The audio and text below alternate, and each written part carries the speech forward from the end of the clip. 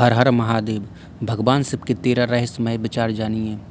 आज से 15 से 20 हजार वर्ष पूर्व 12 काल की शुरुआत में जब देवी देवताओं ने धरती पर कदम रखे थे, तब उस काल में धरती हिमयुग की चपेट में थी। उस दौरान भगवान शंकर ने धरती के केंद्र कैलाश को अपना निवास स्थान बनाया, विष्णु ने समुद्र को और ब्रह्मा ने नदी किनारे को अपना स्थान बनाया था। पुराण कहते हैं कि जहाँ पर शिव विराजमान है, उस पर्वत के ठीक नीचे पाताल लोक है, जो भगवान विष्णु का स्थान है। शिव के आसन के ऊपर वायुमंडल के पार क्रमशः स्वर्गलोक और फिर ब्रह्मा जी का स्थान है, जबकि धरती पर कुछ भी नहीं था। इन तीनों से सब कुछ हो गया। वैज्ञानिकों के अनुसार तिब्बत धरती की सबसे प्राचीन भूमि है और पुरातन काल में इसके चारों ओर समुद्र हुआ करता था। फिर जब समुद्र हटा तो अन्य धरती का प्रकटन हुआ और इस तरह धीरे धीरे जीवन भी फैलता गया। भगवान शिव दुनिया के सभी धर्मों का मूल है। शिव के दर्शन और जीवन की कहानी दुनिया के हर धर्म और उनके ग्रंथों में अलग अलग रूपों में विद्यमान है। भगवान शिव के अनमोल वचनों को आगम ग्रंथों में संग्रहित किया गया है। आगम का अर्थ है ज्ञान अर्जन। पारंपरिक रूप से शैव सिद्धांत में 28 आगम और 150 उप आगम हैं। शिव पुराण, शिव संहिता, शिव सूत्र, महेश्वर सूत्र और विज्ञान भैरव तंत्र सहित अनेक ग्रंथों में अनमोल वचनों का संग्रहित करके रखा गया है। उनमें से ही कुछ अनमोल मोती अगले पन्ने पर। पहला रहस्यमयी विचार, कल्पना ज्ञान से महत्वपूर्ण।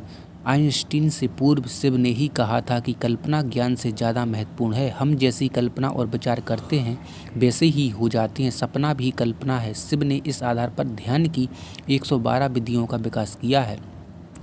अधिकतर लोग खुद के बारे में या दूसरों के बारे में बुरी कल्पना या ख्याल करते रहते हैं।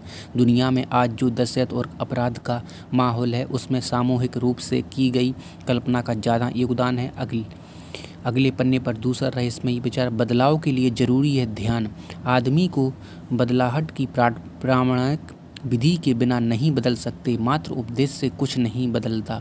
भगवान शिव ने अमरनाथ गुफा में माता पार्वती को मोक्ष की शिक्षा दी थी। पार्वती और शिव के बीच जो संवाद होता है, उसे विज्ञान भैरव तंत्र में संग्रहित किया गया है।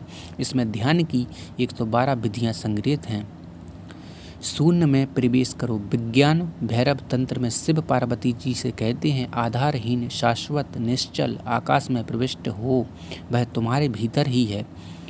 भगवान शिव कहते हैं, वामो मार्गः परम गहनो योगी ताम्यम, अर्थात वाम मार्ग अत्यंत गहन और योगियों के लिए भी आज्ञम मेरु तंत्र।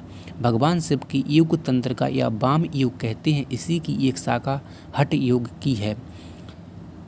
आदमी पशुवत है। मनुष्य में जब तक राग, द्वेष, ईर्ष्या, वैनस्य, अपमान तथा हिंसा जैसी अनेक पाशविक वृत्तियाँ हैं, तब तक वह पशुओं का ही हिस्सा है।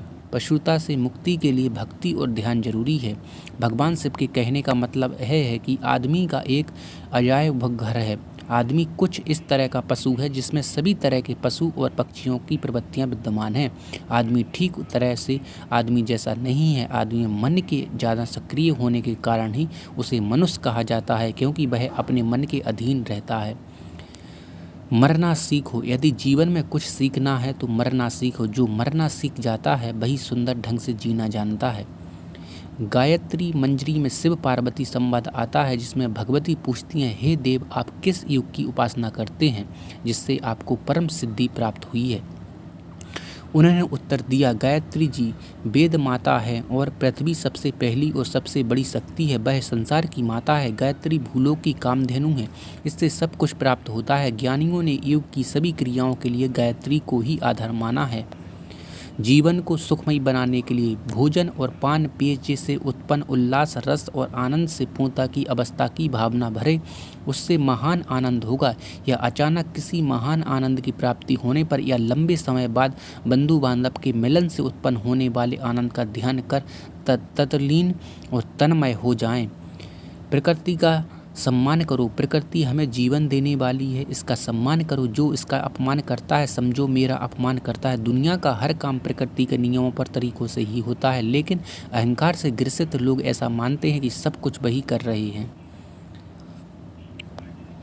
अपनी तरफ देखो, ना तो पीछे ना आगे। कोई तुम्हारा नहीं है। कोई बेटा तुम्हें नहीं भर सकेगा। कोई संबंध तुम्हारी आत्मा नहीं बन सकता। तुम्हारे अतिरिक्त तुम्हारा कोई मित्र नहीं है। शिव सूत्र।